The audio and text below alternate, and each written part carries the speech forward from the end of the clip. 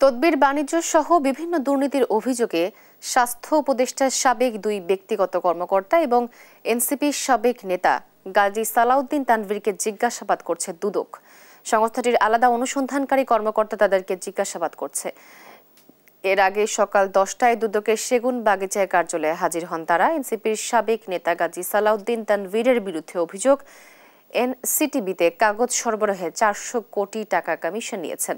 এছাড়া ডিসি নিয়োগের তদবির সহ নানা অভিযোগও আছে এনসিপির সাবেক এই নেতার বিরুদ্ধে। অন্যদিকে স্বাস্থ্য উপদেষ্টার সাবেক দুই ব্যক্তিগত কর্মকর্তা তুহিন ফারাবী ও ডাক্তার মাহমুদুল হাসানের তদবির বাণিজ্য, টেন্ডার বাণিজ্য সহ নানা অনিয়মের মাধ্যমে শত কোটি টাকা সম্পদ অর্জনের অভিযোগ উঠেছে। গতকাল মঙ্গলবার উপদেষ্টার সাবেক দুই কর্মকর্তার তলবের দিন নির্ধারিত ছিল। একদিন পরে দুদকের জিজ্ঞাসাবাদের মুখোমুখি হয়েছেন তারা। দর্শক, এই নিয়ে আরো জানাতে সরাসরি যুক্ত হচ্ছেন আমাদের সহকর্মী ফজলে আদিত্য। আদিত্য, কখন জিজ্ঞাসাবাদ শুরু হয়েছে এবং এ বিষয়ে কি তথ্য আছে আপনার কাছে, আমাদেরকে জানাবেন। তোহা, আপনি যেমনটি বলছিলেন যে জিজ্ঞাসাবাদ মূলত শুরু হয়েছে সকাল 10টা থেকে। 10টা বাজে কিন্তু সাবেক উপদেষ্টা অর্থাৎ সাবেক যেই কর্মকর্তা রয়েছেন স্বাস্থ্য উপদেষ্টা, দুই পিও এবং একজন বর্তমান পিও, সাবেক একজন ছিলেন তুহিন ফারাবী এবং হচ্ছেন বর্তমান যিনি রয়েছেন ডাক্তার মাহমুদুল, তিনিও কিন্তু জিজ্ঞাসাবাদ কক্ষে রয়েছেন।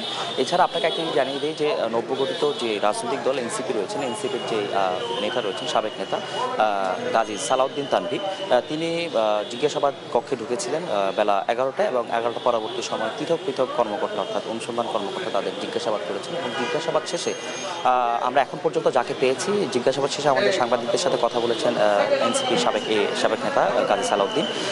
তিনি যেটি জানিয়েছেন যে তার ব্যাপারে যে অভিযোগগুলো আনা হয়েছে সেটির যে আর্থিক অঙ্কের সাথে যে অনেকটুকু অসামঞ্জস্যতা রয়েছে।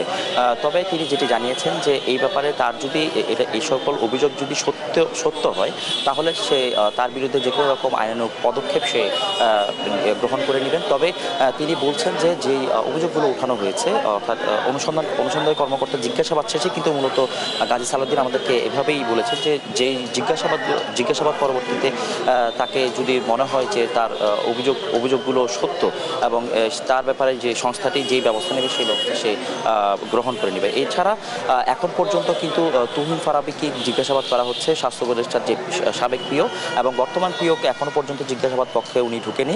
অর্থাৎ আরও অল্প কিছুক্ষণের মধ্যে হয়তো তারা দুইজনের সাথে জিজ্ঞাসাবাদ কর্মকর্তার জিজ্ঞাসা শেষে আমরা জানতে পারবো যে আরও বিস্তারিত তাদের যে অভিযোগগুলো দেখানো হয়েছে। তবে এনসিপি নেতা যেটি জানিয়েছেন তার ব্যাপারে যে অভিযোগগুলো আনা হয়েছে তা ভিত্তিহীন এবং দুই উপদেষ্টার যে পিও রয়েছে তাদের ব্যক্তিগত পিওদের বক্তব্যের পরবর্তীতে আমরা তাদের সাথে কী কথোপকথন হয়েছে তা আমরা আরও বিস্তারিত আমাদের দর্শকদের জানাতে পারবো। এই ছিল আমার কাছে দুদক থেকে তাদের জিজ্ঞাসাবাদের সর্বশেষ তথ্য।